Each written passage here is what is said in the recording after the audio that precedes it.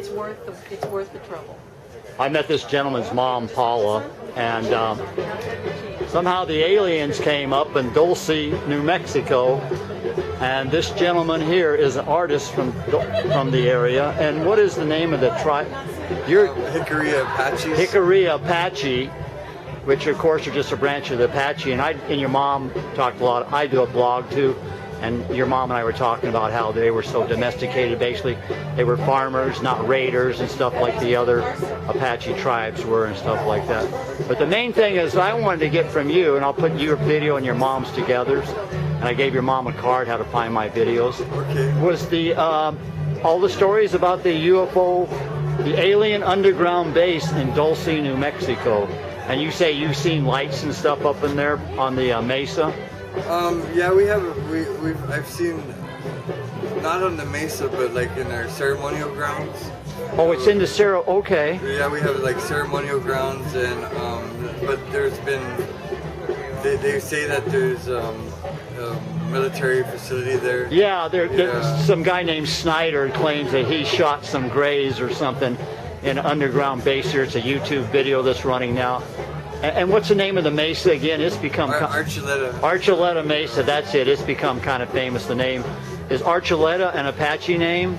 I think it's Spanish. It sounds Spanish to me too. It doesn't really sound Apache. But I think there's a few things that are pretty wild, you know, because there's like Black Hawk helicopters that come around. We see South fighters cruising over the top of the canyons, and like one of our ceremonies, there's this gigantic military plane that landed and refueled.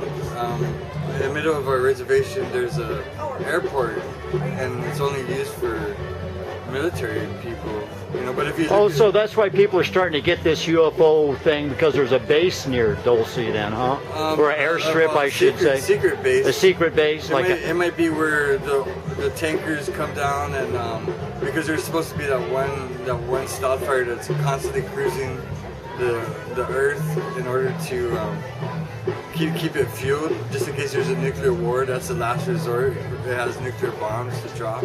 You know, I've heard about that too. It's constantly in the air. Yeah, it's constantly in the air, and also I have dreams of alien wars that kind of like maybe it's my past life or something, you know, or warnings or parallel universes of what's going on.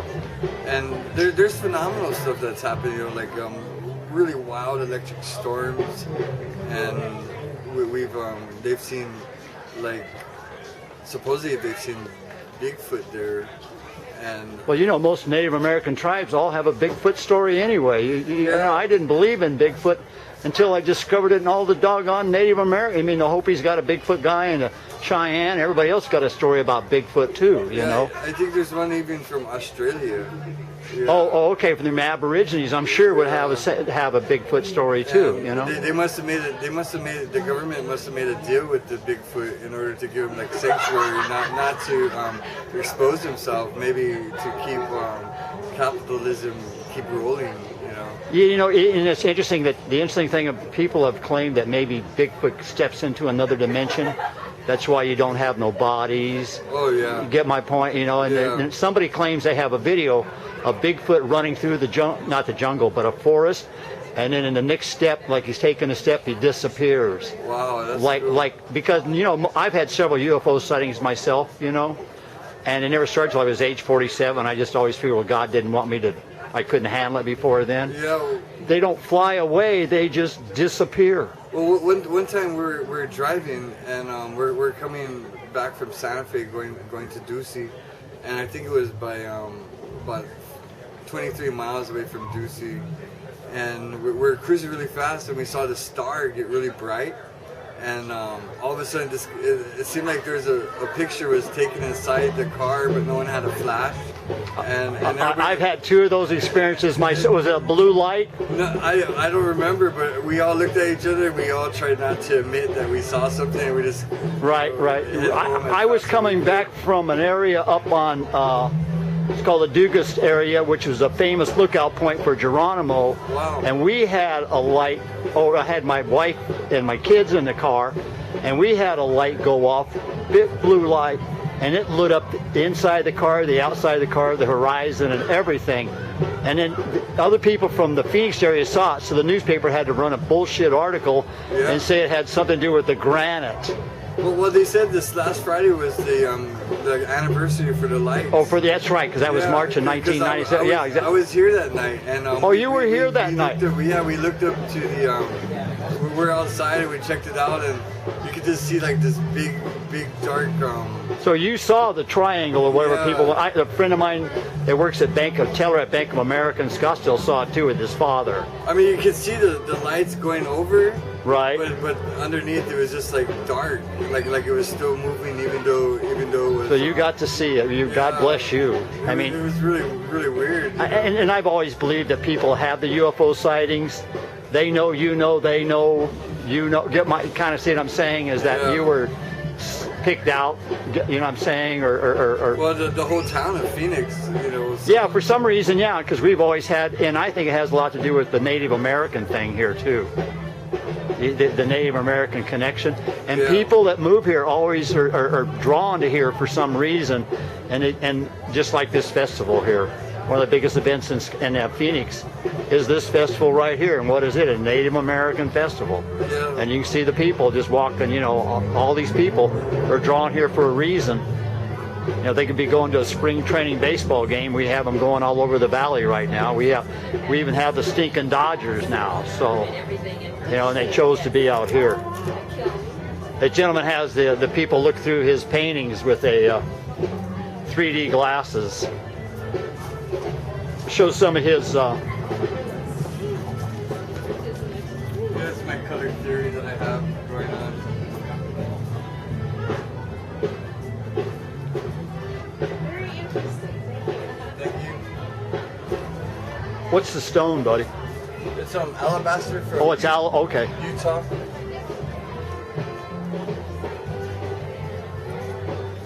I like to do the sculptures because they're gonna be here forever. You know. You betcha. You betcha. Long after we're gone, that's for sure. And I think that's what the Rosetta Stone was probably. You want to turn that one to the side so we can see it? Like probably the ancient languages. Maybe it had all the languages of everything, and I think it did. The Rosetta Stone. Oh yeah, yeah. And it's broken, and maybe the most important part was taken by the ultimate government that wants to. And when you say the Rosetta Stone, what are you referring to? A Rosetta Stone that they found with all the languages and all the. I did not know about that. See, now I'm learning something. Yeah, all the. Oh, really? With all the. Where was this found at? I think it was. I don't know offhand. Yeah. But it had like everybody's alphabet on it, and that's what they used to decipher ancient scrolls or ancient tablet. Right. Yeah. Well, actually, they could even use that to figure out with the Mayans, because they didn't really. They're just discovering what the doggone Mayans were trying to tell us too, because of all the symbolism. Because they had no like dictionary or codex to tell them what they were. They've had to figure. We just gotta hope they're telling us the truth, but God only knows if they are. You know. Yeah, I think that's the main thing is to realize that no matter what we believe or what's out there, there's like Jim Morrison said, the world is to control. And well, today, do you know about the chemtrails? The clouds in our sky are artificial today. They were made by aircraft. oh yeah. Yeah, well, you notice that you see lines in the sky going from horizon to horizon, where a condensation trail is ordinarily short, because since 1998, they've been spraying this stuff on us, and they've been spraying us for 3 days here, these chemtrails. And I got 2 videos running on YouTube where I've been recording these these chemtrails and what they're doing to us. If you got a computer and you get home, you owe it to yourself just to type in chemtrails. There'd be millions of hits, and you have them up there where you're at, because last summer I was up in Gallup to Chaco Canyon to visit, right? Thinking I would be no chemtrails up there. There's nobody up there, and I got pictures of the chemtrails over just outside of Gallup on the east side there, Uh-huh. where the little reservation is out there, where the Native Americans are living out there in the little rolling hills, and you see them there. And I went hiking into Aravaipa Canyon, which is in the middle of nowhere, in the middle of the state of Arizona, and I had chemtrails over the top of me there too. So people who say they're only spraying populated areas is wrong. These chemtrails are being sprayed all over the world. That's pretty wild. Yeah, and it's either Nibiru's up there and they don't want us to see it. You know what I'm talking about? Or there's something, a meteor approaching us or something that they don't want us to see. They also talk about dark matter and about how there's another dimension in between the negative space that is between our matter system and that we don't see it. Do you want to know a good example of that? You grind this. Next time you're grinding on the stone, get your glasses on and look at your grinder. It never touches the stone. Because I do jewelry myself and I polish my jewelry.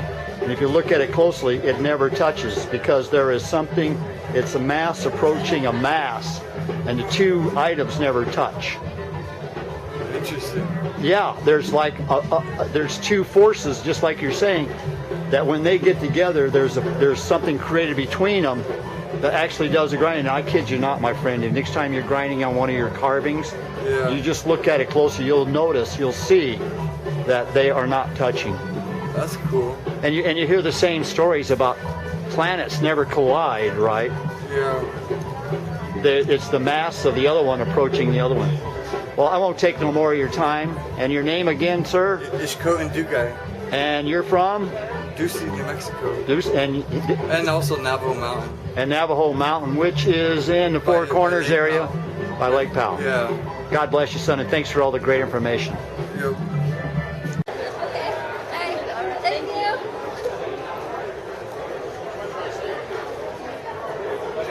Let's do this again. And you are an Apache. What type of Apache? Jicarilla Apache. Jicarilla, and that's how you say it, Yes. even though it starts with a J, huh? Yeah. I've been trying to say it, Jicarilla. See, I'm trying to pronounce the J in there. It's You know, more like Spanish. it's more like, oh, they're probably the ones who gave you your name anyway, then, because you just would all would have been Apaches. We're Plains Apaches. Yeah, that's right, and you kind of mingled all the way out into Oklahoma, didn't you? Yes, and up north. And up north into Colorado even Yes, too, didn't you? Like I said, I just wrote a blog about them, and I found, and I did not know that. And you guys were the more passive ones, basically. Yeah. Well, Geronimo and Cochise and those guys were pretty much just raiders. Yeah. They didn't would- grow anything. They were nomadic people. Geronimo would come to our reservation. There's a stronghold that is there in Dulce, New Mexico. Oh, and Dulce's famous now because people believe there's an alien underground base in Yeah. Dulce. Have you heard those stories too? Yes. Do you think they're true? No. You don't think they're true? You think that's just a bunch of crud they made up to make money with it? Probably. Yeah, because Dulce's just a dot on the map of New Mexico, almost into Colorado, really. Yes, it is. About 15 miles from the Colorado border. Right, and there's supposedly there's a mesa up there that's the entrance to the Yeah. secret it's, alien underground it's called base. It's called Archuleta. Oh, there you go. I just heard that the other few nights ago from Jerry Pippin, who's from New Mexico, who writes about alien things and the Indian Native American connection. My son has a booth, K1, going towards the dances. Right. And he knows a lot about it. And what booth's he in, dear? K1. Oh, and he's in a booth. So is that in this part in the north parking lot? If you're going that way towards the dances, Right. it's the first one on your right. I'll go talk to him and Yeah, he record knows him. a lot about that alien stuff. Oh, he does. Good. Well, I'll go talk to him and I'll show you folks how you can find yourself on YouTube, because I'll throw this Okay. on YouTube. You got a Oh, problem no. with that? Well, it'd be fun. Show your friends, Yeah. and I'll give him. In fact, I'll give you a card right now and show you how to find it. Okay. And you can give me a card. And let me show this lady's workmanship, and you can see her name right here, folks. And we'll go over. Is that your son? Did you say? Yes, his name And- is Ishkoten. Okay. What a bonus for me, because I write about alien things too. Yeah, So he's a sculptor and a painter. okay, and that's booth K1. Yeah. Here's my card. Okay, and I'll get it in a second. I want to get all your artwork on here. Okay.